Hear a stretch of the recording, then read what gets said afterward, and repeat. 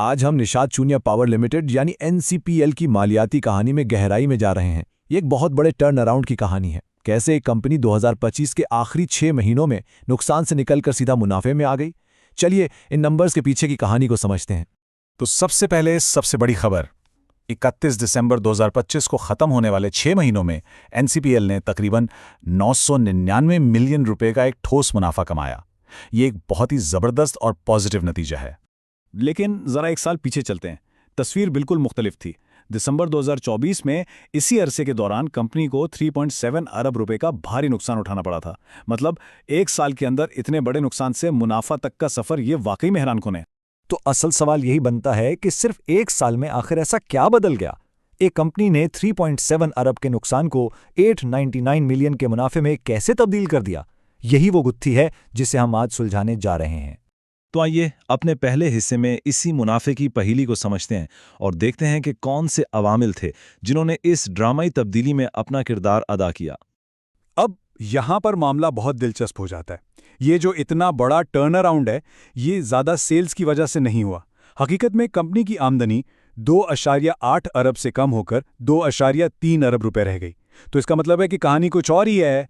तो अगर आमदनी कम थी तो फिर मुनाफा आया कहां से? ये सवाल इस कहानी को और भी पुरस्कार बना देता है। जवाब सेल्स में नहीं बल्कि कहीं और छुपा हुआ है। और ये है इस बड़ी तब्दीली का राज। देखें, 2024 में कंपनी को सेंट्रल पावर परचेजिंग एजेंसी यानी सीपीपीएजी की तरफ से तकरीबन 5.5 अरब रुपए की एक बहुत बड़ी नेगेटिव एडजस्टमेंट का सामना था। 2025 में बस ये एडजस्टमेंट गायब हो गई। यही वो एक सबसे बड़ा फैक्टर था जिसने सारे नुकसान को मुनाफे में बदल दिया। चलिए अब जरा कंपनी की मजमूई माली सेहत का जायजा लेते हैं। इसके लिए हम इसकी बैलेंस शीट पे नजर डालेंगे जो कंपनी के असासों और वाजिबात की एक झलक दिखाती है। बैलेंस शीट को समझना बहुत आसान है। ये समझें कि एक खास दिन पर कंपनी की माली हालत का एक फोटो है। ये बताती है कि कंपनी के पास क्या चीजें हैं यानी असासे, और उस पर क्या जिम्मेदारियां हैं यानी वाजिबात।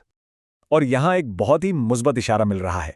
सिर्फ 6 महीनों के अंदर एनसीपीएल के कुल असासे 24.3 अरब रुपए से बढ़कर 27.5 अरब रुपए हो गए।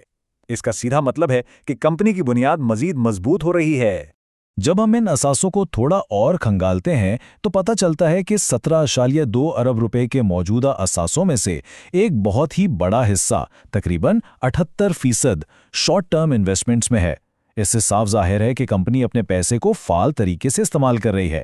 अब हम पैसे के बहाव यानी कैश फ्लो का पीछा करते हैं और यहां हमें एक और दिलचस्प पहेली का सामना है जो कंपनी की कैश पोजीशन से जुड़ी हुई है।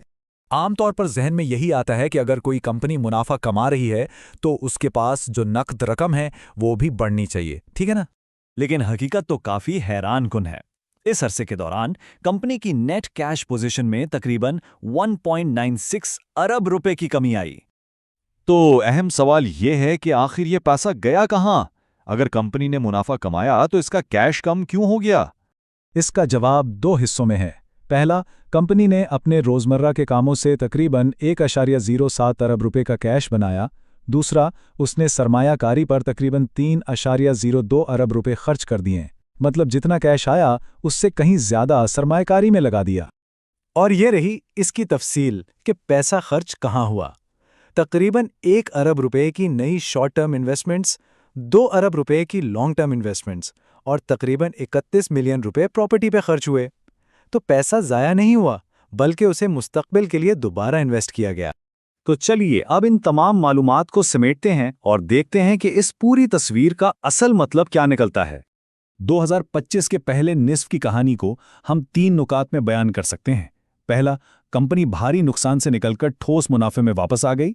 दूसरा, इसके कुल असासों में इजाफे से इसकी बुनियाद मजबूत हुई। और तीसरा, मुनाफा से हासिल होने वाले कैश को मुस्तकबिल की तरक्की के लिए बड़ी मिकदार में दोबारा इन्वेस्ट किया गया। और ये बात इस कहानी को मुकम्मल करती है। इतना मुनाफा कमाने के बावजूद कंपनी ने अपने शेयर होल्डर्स को कोई कैश डिविडेंड नहीं दिया। ये एक बहुत अहम फैसला है जो उनकी हिकमत अमली की तरफ साफ इशारा करता है। तो आखिर में ये सवाल जहन में आता है, मुनाफा बहाल होने के बावजूद डिविडेंड ना देकर और सारे कैश को दोबारा सरमायाकारी में लगाकर क्या एनसीपीएल मुस्तकबिल के लिए एक बड़ा सरमाया तैयार कर रही है, ये एक ऐसा सवाल है जो कंपनी की आने वाली सिमत के बारे में सोचने पर मजबूर करता है।